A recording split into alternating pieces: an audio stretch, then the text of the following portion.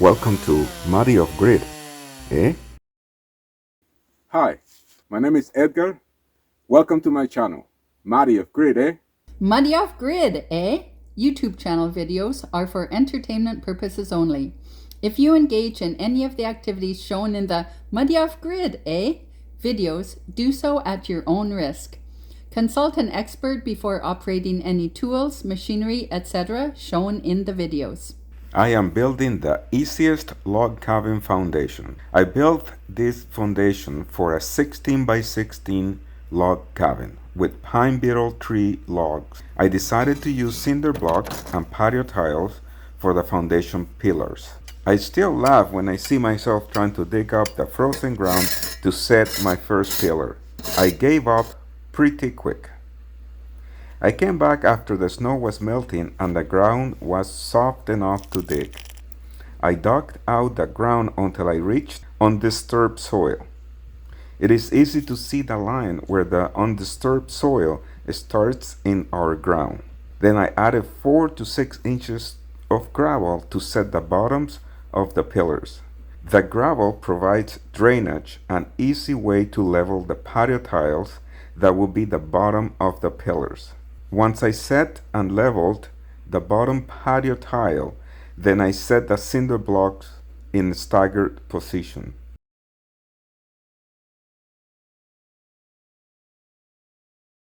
I set up my first pillar and made sure everything was leveled. Making sure that everything is leveled from the very beginning is very important. Once I had my first pillar set up, I used construction line to align the other pillars. So I hope this drawing helps you to understand the concept of the construction line. You can assume that the patio tiles are square. So I used the edge of the patio tile of my first pillar to get a straight line. This way I know where to dig up my next pillar. I used the construction line method to set up all the pillars by moving the construction line as shown.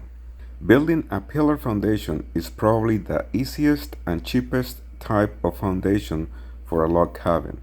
Leveling the pillars for the foundation can be intimidating. The construction line method is an easy and inexpensive way to level the pillars for a foundation. With the construction line method, you can square and level all the pillars for the foundation very easy and no need of expensive equipment. What I did next was to level the height of the pillars to match each other. I set the construction line from the top of the patio tile. I moved the line up and down until I got a perfectly straight line along the surface of the patio tile. The construction line was attached to the rebar at the other end. At this point, I measured between the construction line and the top of the patio tile to find out how much I had to add to the height of the next pillar to match the first pillar. After you have the measurement, and depending what you need, you either add or take out gravel, cinder block, or patio tile. For example, the measurement between this patio tile and the construction line is 8.75 inches. That is how much you need to add to the pillar height. A cinder block is 7.5 inches, so I can add a whole cinder block and plus 1.5 inches of gravel. I finished squaring and leveling all the pillars. Now it is time to permanently set the top patio tile to the cinder block. I used mortar to set permanently the top patio tile to the cinder blocks.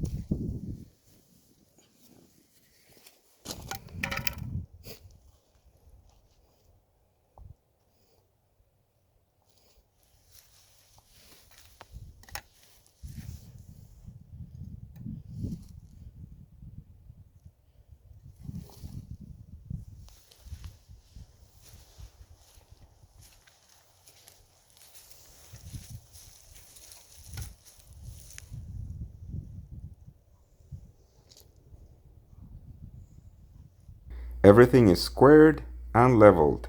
The pillar foundation is finished, so I am ready to start working on the floor frame. Thanks for watching, and please subscribe, eh?